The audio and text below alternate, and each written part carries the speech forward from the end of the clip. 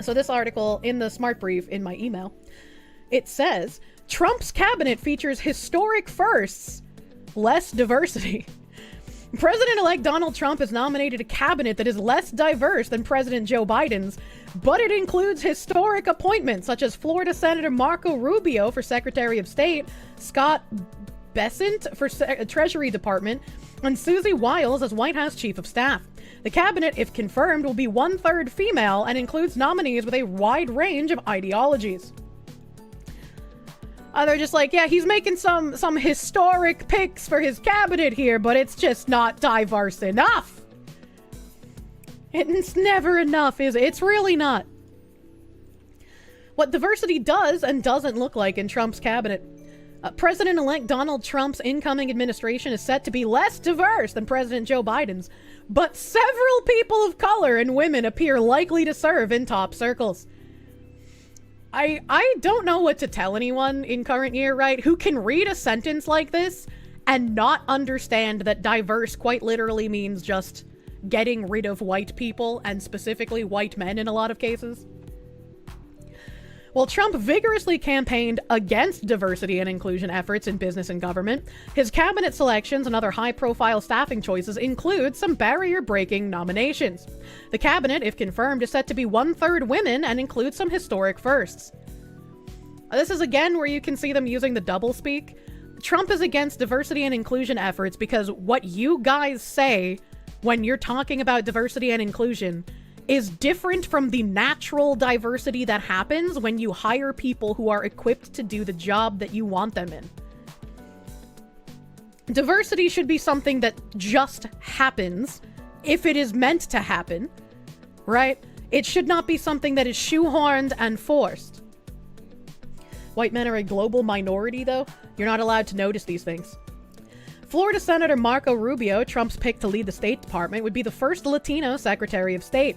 Scott Bessent, an American hedge fund manager and Trump's pick to lead the Treasury Department, would be the first openly gay man in that post.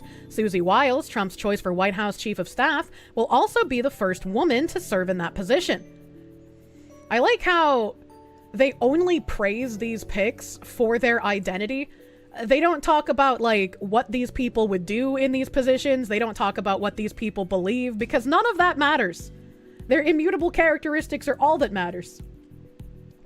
Scott Turner, a former NFL player who led the White House Opportunity and Revitalization Council in the first Trump term, will serve as Secretary of Housing and Urban Development. Turner, who is black, will be the fourth confirmed HUD Secretary of Color since 2014. Well, that's not very historic then, is it, if it's the fourth one, right? Neurosurgeon Ben Carson, who is also black, served in that post under Trump. Didn't Ben Carson get like a crazy amount of hate as well? Trump's first administration also included some historic firsts, including veteran spy Gina Haspel serving as the first female director of the CIA. But overall, it still lagged behind his predecessors on diversity. It don't matter that you're hiring these people that you perceive to be good at what they do. You still have too many white people, Mr. Trump.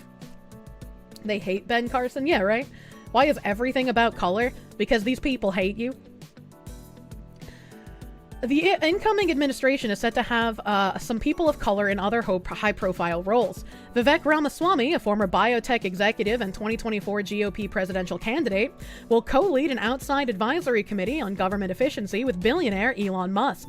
Tulsi Gabbard, a former Democratic congresswoman, is Trump's pick to serve as Director of National Intelligence, the chief coordinator of the nation's intelligence departments. Gabbard is of Samoan descent and Ramaswamy is Indian American. None of that should fucking matter! This article is infuriating. Mehmet Oz, a former TV doctor who unsuccessfully ran for Senate in Pennsylvania, has been tapped by Trump to lead the Centers for Medicare and Medicaid Services. And Jeanette Neshwayat, a physician and Fox News personality, is Trump's pick to serve as Surgeon General. Neshwayat is the daughter of Christian Jordanian immigrants, and Oz is Turkish American and would be the first Muslim to serve in the role. Elon is African American. Why is that not mentioned? Because he passes the white test, you know? He's white, so he doesn't matter.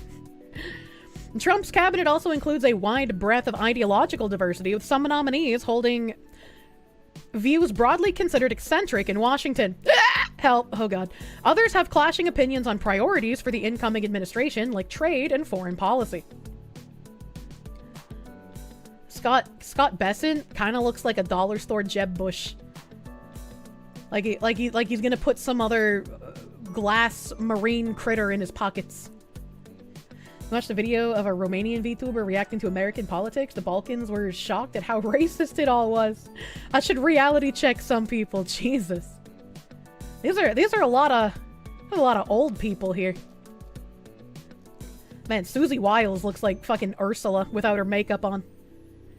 You stay for the pterodactyl hiccups. Oh no. Jeb disguised. He's still trying to make it. Still trying to make it. Why?